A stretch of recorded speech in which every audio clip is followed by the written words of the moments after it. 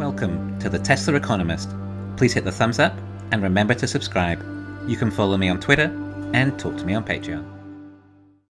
It's hardly surprising right now that we are hearing about Tesla's demand increasing, with gas prices going through the roof, over $5 a gallon in some places, or possibly even higher by the time you're hearing this. Well, that makes owning an ICE car suddenly a lot more expensive. The average American drives a car that gets 25 miles to the gallon.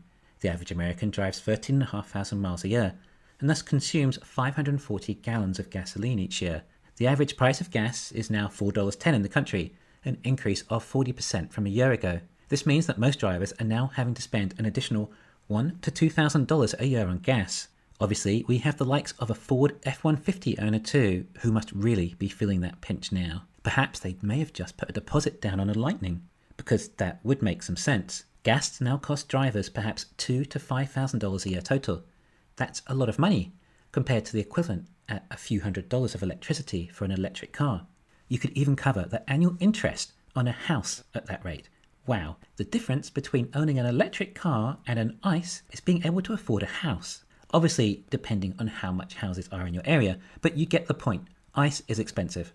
But now this cost is so much higher. Memories of what your parents told you about the oil crisis are returning. You don't want to go through that. Back then there was little option other than getting a small cheap Japanese car with a long waiting list. But right now we have the ability to fuel our cars at home with electricity. No need to even go to a gas station.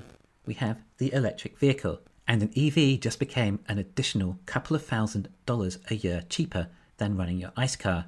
FYI, for those who don't know, there is also no servicing cost anymore of an electric car. Perhaps another $200 a year saved there. Not to mention all the hassle of driving to go and drop your car off at the service centre each time, and then be presented with a list of line items on why your piece of junk had to be replaced with other pieces of junk, except with exorbitantly high margins. Yup, they saw you coming a mile away, probably heard you too with that noisy engine. There isn't much to go wrong with an engine if there isn't an engine. The best part is no part. I probably don't have to tell you where the rest of this video is headed. When prices of products increase, demand drops. Demand for ICE will now fall as consumers scramble to a more feasible mode of transport.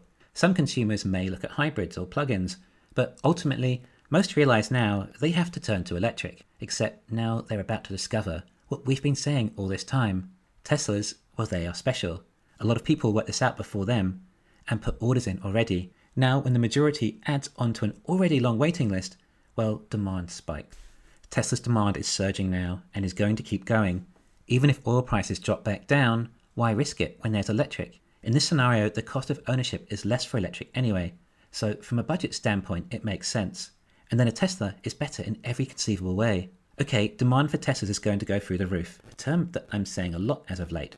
I think due to the fact that there are so many major global changes happening right now. And here we are, supposedly, Tesla is reportedly seeing increased order rates in the United States this week after soaring gas prices have helped some drivers transition to electric vehicles to avoid paying astronomical amounts at the pump. Perfect, axiomatic, rational, economic behavior from a consumer. This was a future we did predict and prepared for. Well, what does Tesla do now to keep some sort of control on this demand? It will be all hands on deck getting the Model 3 and Y out. Yes, very likely more Cybertruck delays.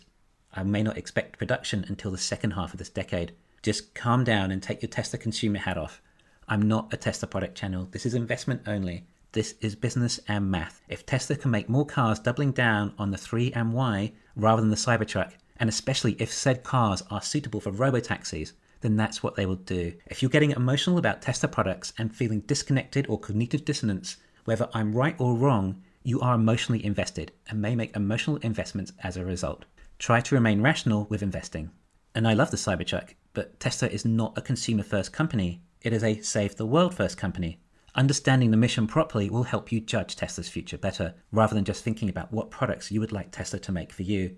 Tesla will make the products, and we can just appreciate what Tesla makes for us. This is not your typical MBA-run business. Stop asking for faster horses. In the meantime, though, whilst you are waiting for your Cybertruck, to help pass the time, you will notice your net worth will shoot up significantly, due to Tesla's demand being so extraordinarily high that they can print as many Model 3s and Ys as almost physically possible. Well, what is Tesla's response to all this extra demand? Tesla just raised all their prices across the board on their long range and performance models. All have been raised $1,000 in Fremont and about $1,500 for the Model Y long range and performance in China. Like I said, this is just for the long range and performance versions, also known as the versions that have nickel batteries.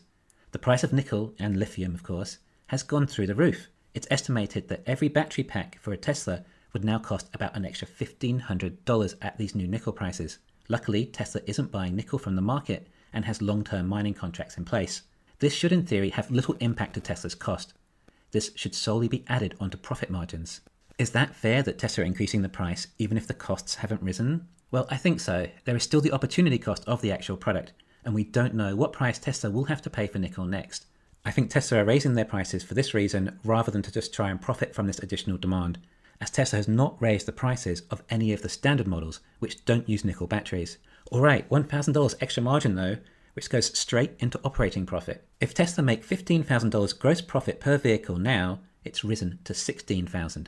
A 6% increase in gross margin, which probably more like an 8% increase on operating margin.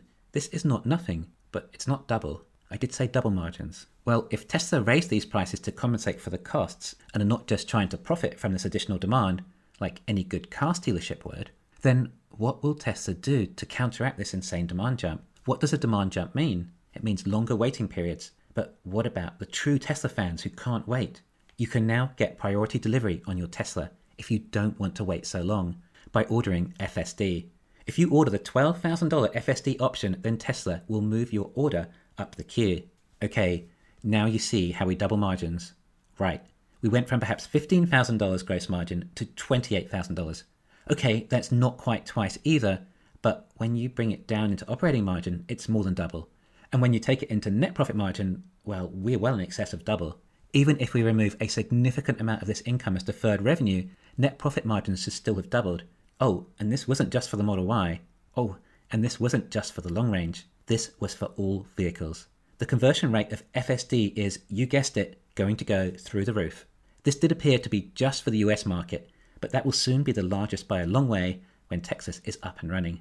Admittedly, some of these customers likely would have ordered FSD anyway, but it will still mean higher margins in the meantime. Tesla is just full of profit from so many angles. It really is blowing my mind. A Model Y long range is now $72,000 standard with FSD. Remember the days when a Tesla Model S used to be $69,420? Maybe when Elon says Teslas will be an appreciating asset, he actually means it. Thanks for listening. Please hit the thumbs up and subscribe. You can follow me on Twitter and talk to me on Patreon.